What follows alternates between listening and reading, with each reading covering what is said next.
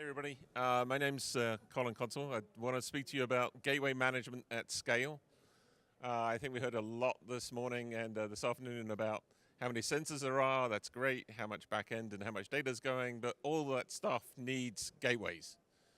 And I've also heard from many people over the last couple of days about how the heck am I going to manage all those gateways at scale. So let's look at a gateway. This is my gateway. This is literally my gateway. You might tell I actually live up in the country, hence I'm wearing the checkered shirt and the jeans and not a suit.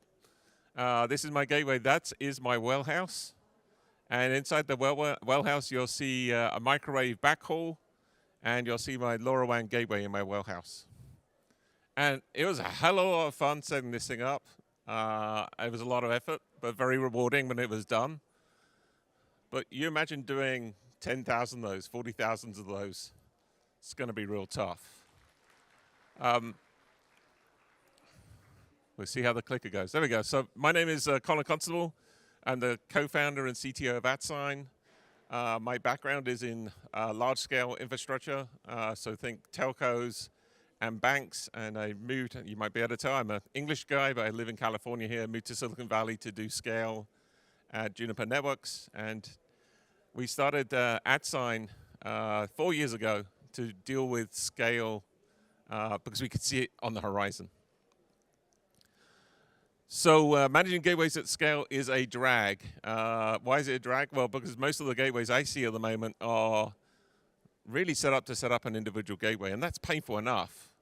They are not really set up for scale. There's misconfigurations, there's change management, you've got to do truck rolls.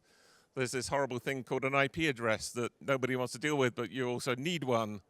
And then you got patching, and it's just a world of hurt, an absolute world of hurt. And you really haven't got the tools currently to deal with that world of hurt until now. So this is what we've been working on. And our technology is useful for many other things, but it's super useful for gateways. So I am a technologist, so I'm going to show you things that probably nobody else is going to show you, because I'm going to take you down to the command line because you really need to go to the command line and deal with technology, not sort of PowerPoint stuff. So I'm going to show you much more about technology and less about PowerPoint stuff, and actually show you stuff working.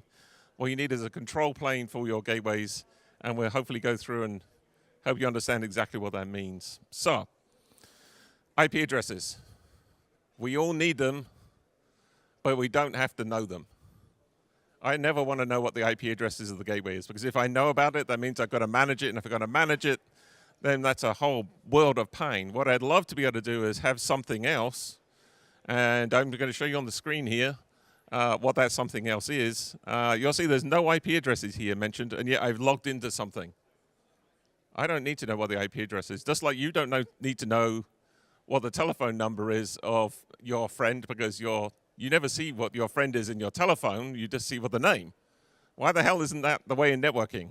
That's exactly what we've done here. No IP addresses, and yet it all works. Transformational for if you're managing lots and lots of gateways. Other things that are a pain in the neck if you're trying to manage hundreds of thousands of gateways: network address translation, 1918 addresses, firewall rules, mangle sets, IP tables. Nobody wants to manage them.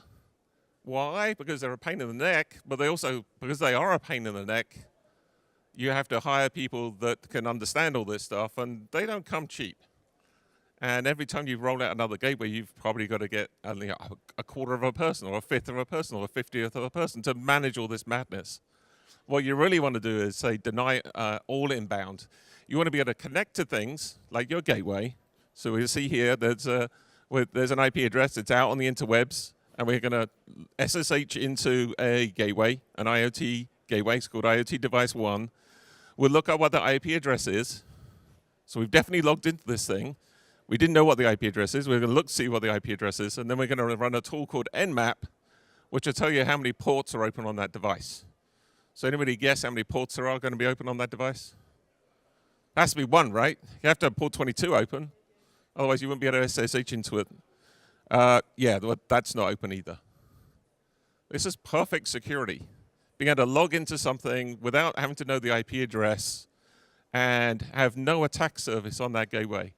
So we've had companies come to us today and say, I can't deploy, my customer is saying I want to deploy LoRaWAN, I want to do it now, but they've got to deploy a private network. I can't get my LoRaWAN gateways in until that private network's out there.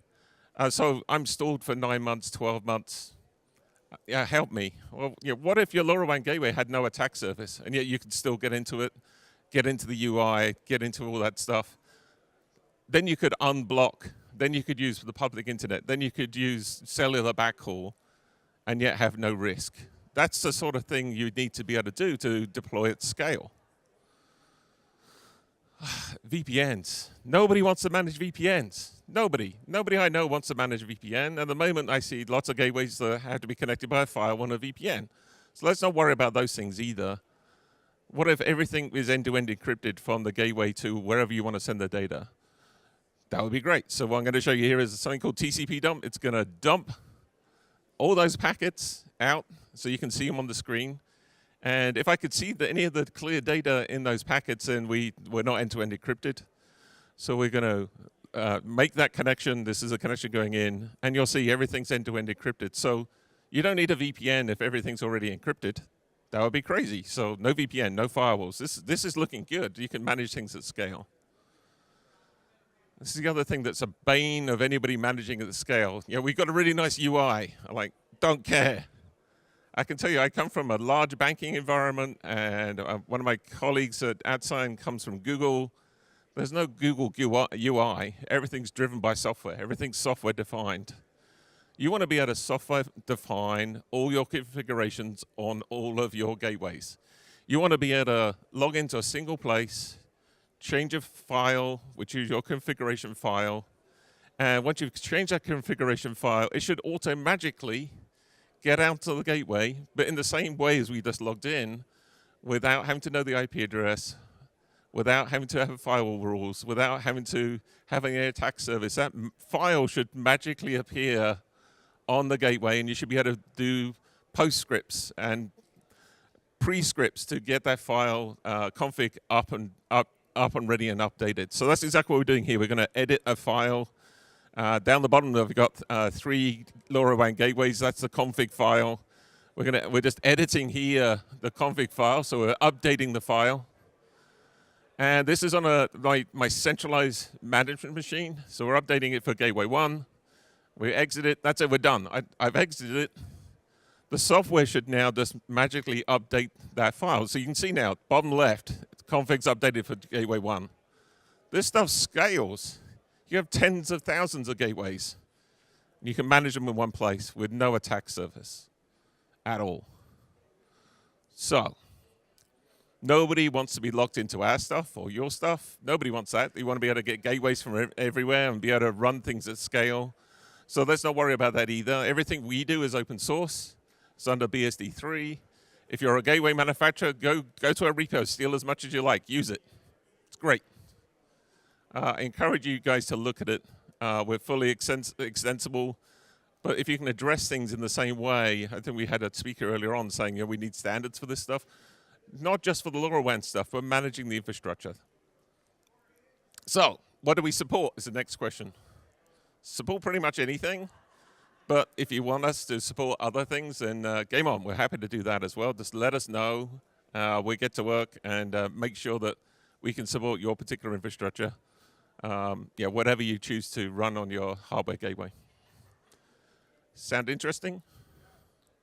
Game on, right?